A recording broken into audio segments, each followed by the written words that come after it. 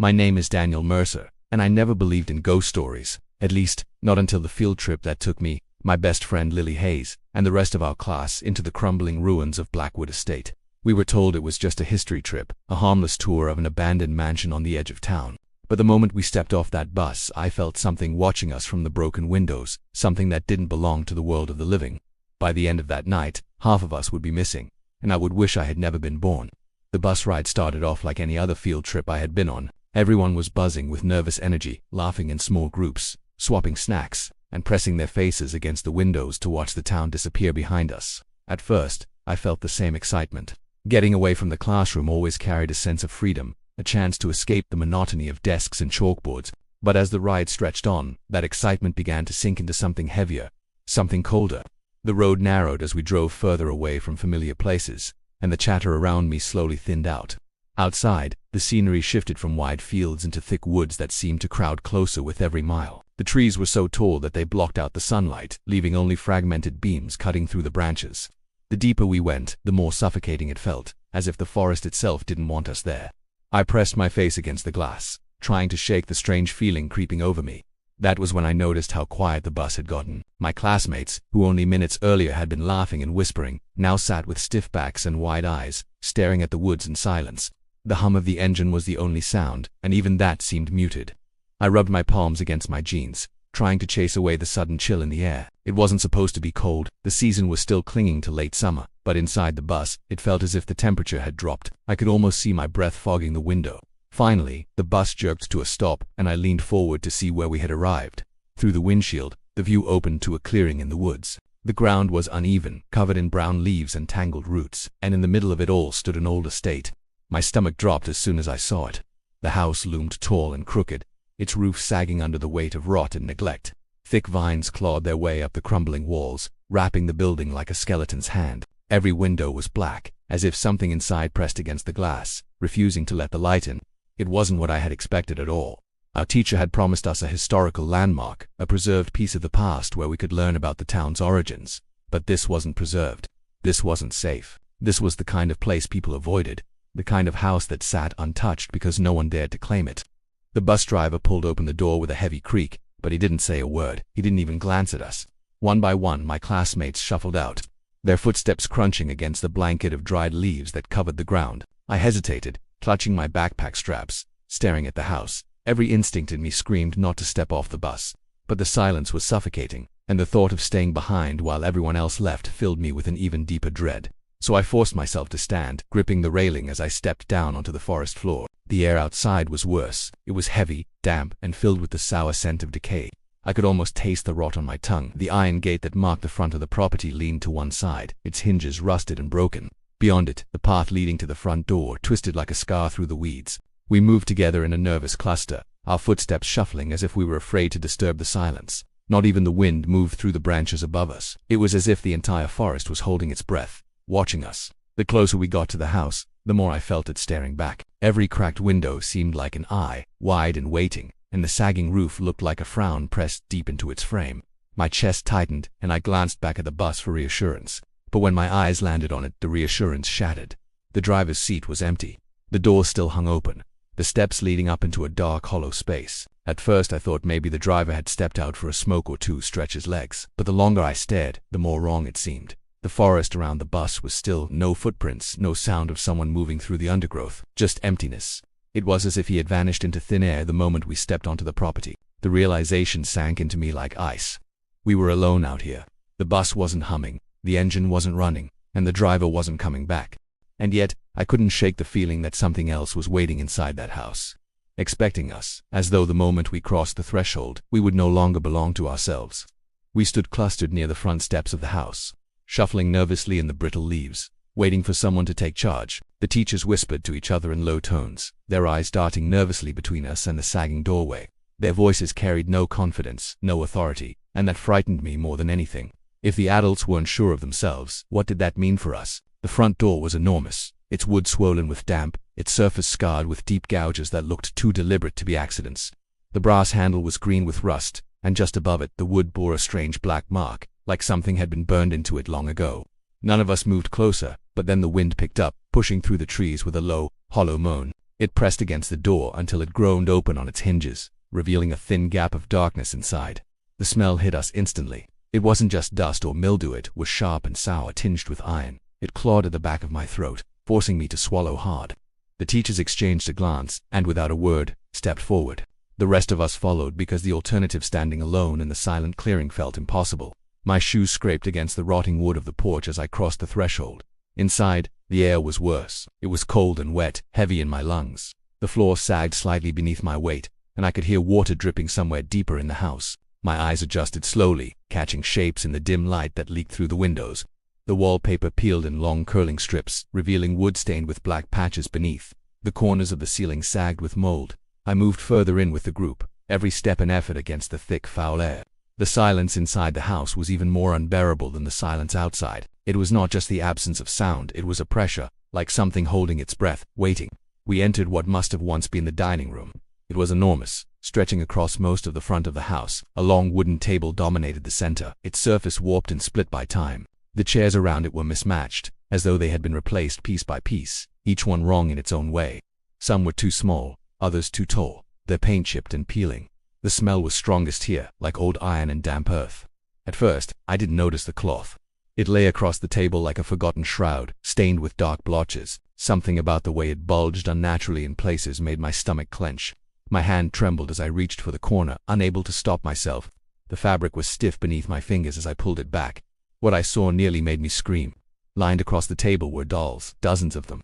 Their porcelain faces were cracked and yellowed with age, their glass eyes wide and staring. Each doll wore clothes that were tattered and filthy, little outfits that looked handmade. But it wasn't their condition that froze my blood, it was the way they were arranged. Every doll sat in front of a chair, positioned at the table as if they were attending a dinner party. And more than that, their postures matched us. I realized with a jolt of horror that each doll corresponded to a student standing in the room. One tilted its head the same way I had unconsciously tilted mine. Another had its arms hanging at its side in the same slack position as one of my classmates. The resemblance was uncanny, almost mocking. I felt the blood drain from my face as I stared at the doll that mirrored me. Its head leaned slightly forward, its cracked lips parted as if about to speak. I stumbled back, but the table stretched on, filled with more figures, each one eerily in place. My skin crawled as I looked toward the teachers, but they didn't react. They either hadn't noticed or were deliberately ignoring what we were all seeing. Their faces were pale, their eyes fixed firmly on the far wall as though afraid to acknowledge the table. I could feel the other students shifting uneasily, their breaths shallow, their movements stiff. None of us spoke, none of us dared. The air pressed down heavier, thick with a stench of rot and something else, something sour and electric, like burnt metal. That was when I heard it, a faint sound, so soft I thought I imagined it at first, a clicking noise, like porcelain tapping against wood. My heart stopped as my eyes darted back to the table. The dolls hadn't moved, but the sound came again. Tap, tap, tap, like tiny fingers drumming on the wood. The others must have heard it too, because the silence grew tighter, our bodies rigid, eyes locked on the dolls. I swallowed hard, every nerve in my body screaming for me to run, but my legs refused to move. And then, in the corner of my eye, I saw one of the dolls tilt its head. Not a slip of my vision, not a trick of the dim light. It moved, slow and deliberate. The porcelain head turned until its glassy eyes were fixed directly on me. The air in the dining room grew so thick I could barely breathe. My chest rose and fell in shallow gasps, and the sound of my own heartbeat filled my ears. I couldn't look away from the table. Every cracked porcelain face seemed to glimmer faintly in the dim light, as if the glass eyes caught something moving in the shadows that I couldn't see. My skin prickled, and the fine hairs on my arms stood upright. I wanted to run, but my body betrayed me, locking me in place. The teachers pushed us forward, as if determined to ignore the table, forcing us into the hallway beyond. My legs moved stiffly, carrying me out of the room, but I couldn't shake the feeling that something had shifted behind us. Even when the doorframe blocked my view of the dolls, I still felt their empty stares pressed against the back of my neck. The hallway was long and narrow, lined with faded wallpaper that curled at the edges. The smell was worse here, musty and metallic, like rust and damp soil. The floor creaked with every step, and I flinched at each groan of the wood, afraid it might give way beneath me. The light faded quickly as we moved further from the windows, until only a dim glow from the front door filtered through. Then I noticed the marks on the walls. At first they looked like water stains, dark streaks running in uneven trails. But as I moved closer, I realized they weren't stains at all. They were handprints. Small, narrow hands had pressed against the wallpaper again and again, leaving smeared trails that dragged downward as though someone had clawed their way along the corridor. The sight made my stomach twist. The hallway ended at the base of a spiral staircase. The wood looked rotten, its banister cracked and splintered, but the teachers urged us up. I gripped the railing tightly, the surface damp and soft beneath my fingers, and forced myself step by step into the shadows above. The air grew colder with each turn of the stairs, until I could see my own breath puffing faintly in front of me. At the top was another corridor, this one stretching farther than seemed possible. The house had looked large from the outside, but not this endless. It was as though we had crossed into a place that twisted space itself, unfolding into more rooms than the walls should contain. Doors lined the corridor, each one closed, their knobs green with corrosion. I tried one out of instinct, but it didn't budge. The metal was ice cold under my hand, burning my skin with its chill. We passed door after door, the floorboards groaning with each step, until we reached a room at the very end. Inside, a broken mirror leaned against the wall. Its glass was cracked into jagged shards but still whole enough to reflect the room. The air inside this space felt heavier, pressing against my chest. At first, the mirror showed only what I expected: our group, clustered nervously together, pale faces staring at our own reflections. But then my eyes adjusted to the broken shards, and I saw something that made my blood freeze. There were more figures in the reflection than in the room.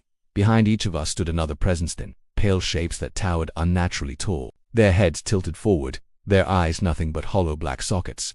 They stood so close behind us it looked like they were breathing down our necks. My throat closed and I wanted to scream, but the sound caught in my chest. I turned around quickly, but the hallway was empty. There was no one there. My classmates stood alone just as I did, shivering in the damp air. I turned back to the mirror. The figures were still there, looming, watching, and then one of them moved. Its mouth stretched slowly into a grin, impossibly wide, jagged cracks forming at the edges of its skin. The student it stood behind hadn't moved at all. Only the reflection had changed. I stumbled backward, my shoes slipping on the warped floor. My vision blurred for a moment, but when it cleared, the figures in the mirror were gone. Only our own pale faces stared back, fractured and warped by the cracked glass. I wanted to believe I had imagined it, but the image of that grin was carved into my mind, seared there like a scar. The group shuffled back into the hallway, silent and pale. No one said a word, but I knew we had all seen it. We all carried the same haunted look in our eyes. The silence pressed down heavier than ever as we moved deeper into the twisting corridors, every step dragging us farther into the house's throat. And yet, behind us, the mirror still stood. I couldn't stop glancing back at it as we moved away, and though the glass no longer showed those pale figures, I swore I saw the faintest fog pressed against the inside of the shards, as though something on the other side was breathing. After leaving the mirror room, everything unraveled. The group, once tight and hesitant, began to break apart. Some of the students followed the teachers closely, clinging to them like lifelines, while others drifted into side hallways, too panicked to stay in one place. I didn't know where to go. My heart pounded so hard it hurt, and every breath burned in my chest. No matter which direction I turned, the house seemed to shift, offering only more doors, more corridors, more shadows. It felt like we were walking in circles, only the details changing each time: different stains on the walls, different cracks in the ceiling, but the same endless stretch of rotting wood and silence. I forced myself down one of the hallways alone, the floor groaning under my weight. My fingertips brushed the walls as I went, and I shuddered at the strange texture beneath the peeling wallpaper. It didn't feel like wood or plaster. It felt softer, damp, almost like skin stretched too thin. The thought made me jerk my hand back, my stomach lurching. I kept moving anyway because standing still felt worse. The hallway ended in a small room that must have once been a bedroom. The bed inside was nothing more than a collapsed frame, its mattress blackened and swollen with mold. A wardrobe leaned crookedly in the far corner, its doors half open. Something about the shadow it cast unsettled me. It was too dark, too deep, as if the space inside was larger than the wardrobe itself. My steps slowed as I crossed the room, every instinct screaming for me to turn back. But something stronger, terrible, compulsive curiosity pulled me closer.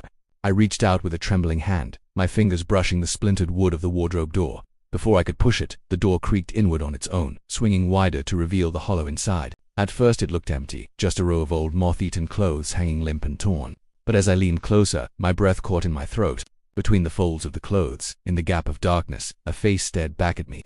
It was pale, too pale, the skin stretched tight over sharp bones. Its eyes were hollow pits, black and endless, and its mouth was stretched unnaturally wide, as though the skin had been torn open to create that grotesque grin. The face didn't move. It didn't blink. It just stared at me from the depths of the wardrobe.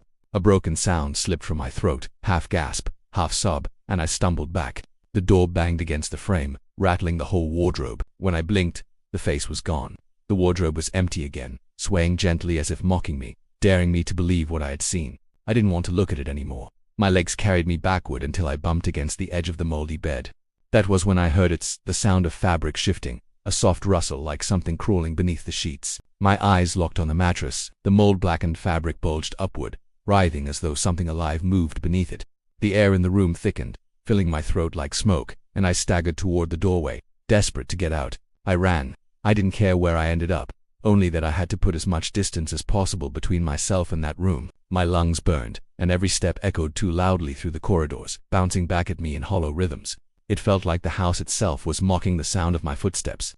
When I slowed, gasping for breath, I realized where I had stopped. Another hallway, different from the one before, but somehow familiar. My eyes scanned the floor, and my chest turned cold. The dolls were there. They were lined neatly along the floor, row after row, staring up at me with their wide, cracked eyes. There must have been dozens of them, maybe more. I recognized them immediately, the same dolls from the dining table. But now, they weren't scattered around a table as if at a dinner party. They were placed in perfect formation across the hallway, all facing the same direction. All facing me. The silence pressed in tighter, so heavy I thought I might suffocate. My pulse roared in my ears, but my body was frozen in place. Each doll's head seemed tilted at a slightly different angle, their glass eyes glinting faintly in the dim light. It almost looked like they were waiting for me to move, waiting for me to step forward so they could follow. My vision blurred for a moment as fear overtook me, and I rubbed my eyes, praying they would disappear when I looked again. But when I opened them, the dolls were still there. Only now, one had shifted. It was closer than before. The hallway seemed to stretch forever, the line of dolls forming a wall I couldn't cross. My breath came in ragged gasps as I stepped back, my shoes squeaking against the warped wood. The silence was unbearable, pressing in until I thought my skull might crack under its weight. The dolls didn't move again, but I could feel their glass eyes burning into me, unblinking, eternal. I forced myself to turn away, stumbling into another corridor, desperate to escape their gaze. Every hallway looked the same now. The peeling wallpaper, the sagging floorboards, the faint smell of damp rot that clung to my clothes and skin.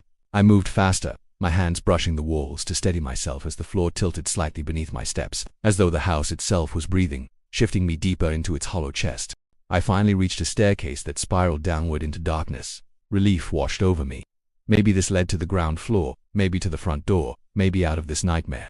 My feet carried me down 2 steps at a time, the wood shrieking under my weight, but I didn't care. Anything was better than being trapped upstairs with those staring dolls. At the bottom I expected the entryway. Instead, I found myself in a basement. The ceiling was low, the walls sweating with dampness, and the floor glistened slick with some dark liquid I couldn't identify. A single light bulb swung on a cord, casting erratic shadows that stretched and lunged across the walls like reaching arms. The air was freezing, wet, and it carried a sharp metallic smell that turned my stomach. And then I saw them, my classmates, my teachers. They stood in the center of the basement, perfectly still, arranged in rows like soldiers awaiting orders. Their eyes were open, but glassy, unfocused. Their skin was pale, drained of color, and none of them moved, not even to breathe. For one horrifying moment, I thought they were staring at me, but then I realized they weren't looking at anything at all. They weren't really here, not alive, not present. They were shells. At their feet sat the dolls, every single one of them. Each doll was placed carefully in front of a person, a grotesque reflection. A smaller, cracked version of whoever they mirrored. The resemblance was horrifying. My stomach churned as I looked from face to face, seeing the twisted little copies of my classmates lined neatly on the damp floor. And then my eyes fell on the last space in the row. There was no doll there. The space was empty, waiting. The coldness that spread through my chest made it hard to breathe. My legs trembled as I took a step back, desperate to run, to find any way out. But movement in the corner of the basement stopped me cold. From the shadows, something began to emerge. Not human, not anything that belonged to this world. Its limbs were too long, bending at strange angles as it crawled forward. Its pale skin stretched tight like wax over broken bones. Where its face should have been was only smooth flesh, blank except for a wide slit that trembled, opening and closing like a mouth that didn't belong. The bulb above flickered, and in each stuttering flash, the thing appeared closer, jerking toward me in unnatural movements, like a puppet pulled on tangled strings. The rows of my classmates remained still, their lifeless eyes fixed straight ahead. None of them moved to help me. None of them even seemed to know I was there. I bolted up the stairs, the sound of my footsteps echoing in sharp cracks. I didn't look back. I didn't dare. My chest burned as I clawed my way through the twisting corridors, doors slamming shut on their own, windows vanishing where they had been seconds earlier. The house was closing in, trapping me, herding me like prey. Finally, I stumbled into a room I recognized, the dining room. The table waited for me, long and warped, the stained cloth already pulled back. My heart dropped into my stomach when I saw it. The dolls were there again, seated neatly around the table. But now a new one had been added. It was me.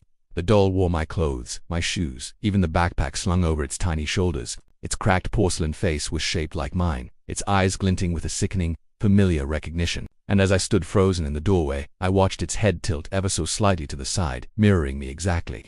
The air left my lungs in a rush, and the room seemed to close in. The door behind me slammed shut, sealing me in. My legs refused to move, as if invisible strings had already wound around my limbs. My vision blurred, my body heavy, and for one terrible moment, I thought I saw myself, my real body, already standing motionless among the others in the basement. I wanted to scream, but no sound came, and then everything went dark. The last thing I remember was the faint clicking of porcelain fingers against the table, echoing like a countdown.